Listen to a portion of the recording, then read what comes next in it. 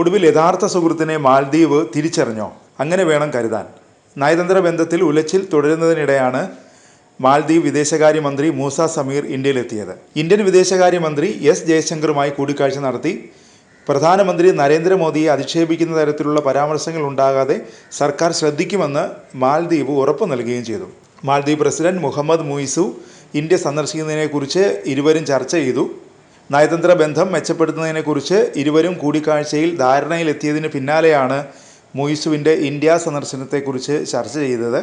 ഇന്ത്യയിലേക്ക് പ്രവേശനം അനുവദിച്ചാൽ നേരിട്ടെത്തി മൊയ്സു പ്രധാനമന്ത്രി നരേന്ദ്രമോദിയോട് മാപ്പ് പറയുമെന്നും സമീർ വ്യക്തമാക്കിയിട്ടുണ്ട്. അതേസമയം തെരഞ്ഞെടുപ്പ് വിജയത്തിന് ശേഷം ഇന്ത്യ സന്ദർശിക്കാതെ ചൈനയിലേക്ക് പോയ മൊയ്സുവിൻ്റെ നടപടിയെ സമീർ ന്യായീകരിക്കുകയും ചെയ്തിട്ടുണ്ട്. ചൈനയിൽ പോയതുപോലെ പ്രസിഡന്റ് തുർക്കിയും സന്ദർശിച്ചിരുന്നു.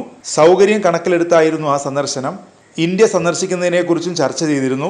എന്നാൽ ഇരുകൂട്ടരുടെയും സൗകര്യം കണക്കിലെടുത്ത് ഏറ്റവും സൗകര്യപ്രദമായ ദിവസത്തേക്ക് സന്ദർശനം മാറ്റാൻ തീരുമാനിക്കുകയായിരുന്നുവെന്നാണ് വിശദീകരണം.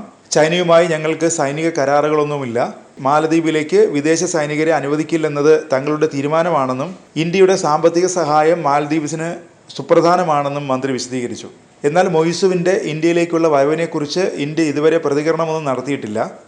ഇന്ത്യ പിണങ്ങിയാൽ മാൽദ്വീപ് തകരുമെന്ന ഉത്തമ ബോധ്യമാണ് മാൽദ്വീപ് ഭരണകൂടത്തിൻ്റെ പെട്ടെന്നുള്ള മനംമാറ്റത്തിന് കാരണം. വർഷങ്ങളായി ഇന്ത്യയുടെ വിശ്വസ്ത അയൽരാജ്യമാണ് മാൽദ്വീപ്. എന്നാൽ പ്രധാനമന്ത്രി നരേന്ദ്രമോദിയുടെ ലക്ഷദ്വീപ് സന്ദർശനത്തെക്കുറിച്ച് മാൽദ്വീപ് മന്ത്രിമാർ പ്രതികരിച്ച രീതിയാണ് കൂടുതൽ പ്രശ്നങ്ങൾക്ക് വഴിയൊരുക്കിയത്. ഈ പ്രശ്നത്തിൽ നഷ്ടം സംഭവിക്കുന്നത് മാലദ്വീപിന് മാത്രമാണ്.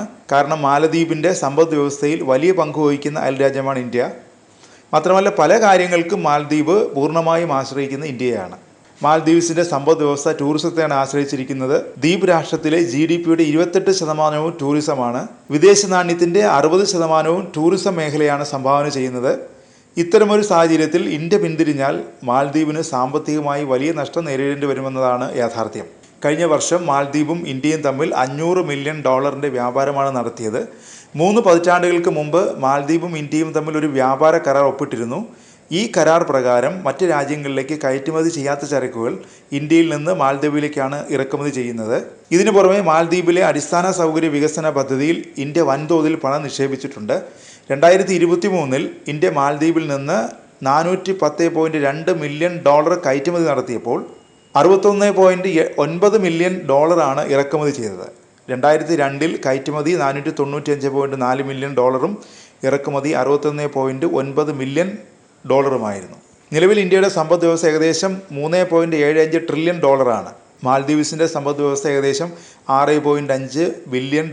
ഓരോ വർഷവും $65 ബില്യൺ ആണ് ഇന്ത്യക്കാർ വിദേശയാത്രയ്ക്കായി ചെലവഴിക്കുന്നത് എന്നുള്ളതാണ് ഏറ്റവും രസകരമായ കാര്യം. അതായത് മാൽദ്വീപിൻ്റെ GDPയേക്കാൾ 10 മടങ്ങ് അധികമാണ് ഇന്ത്യക്കാർ വിദേശയാത്രയ്ക്കായി ഓരോ വർഷവും ചെലവഴിക്കുന്ന തുക. അതിനാൽ ഈ വിധത്തിലും ഇന്ത്യയെ ആശ്രയിക്കുന്ന മാൽദ്വീപ് ആശങ്കപ്പെടേണ്ടതുണ്ട്. ഇതുകൂടാതെ മാൽദ്വീപിന് ഇന്ത്യ നിരവധി പ്രധാന സാമ്പത്തിക ഗ്രാൻറ്റുകൾ നൽകിയിട്ടുണ്ട്.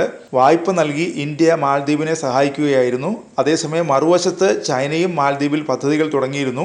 എന്നാൽ വൻതുക വായ്പ നൽകി രാജ്യത്തെ കടക്കണിയിൽ മുക്കുന്ന പ്രവർത്തനങ്ങളായിരുന്നു ചൈനയുടെ ഭാഗത്തു നിന്നുണ്ടായത്.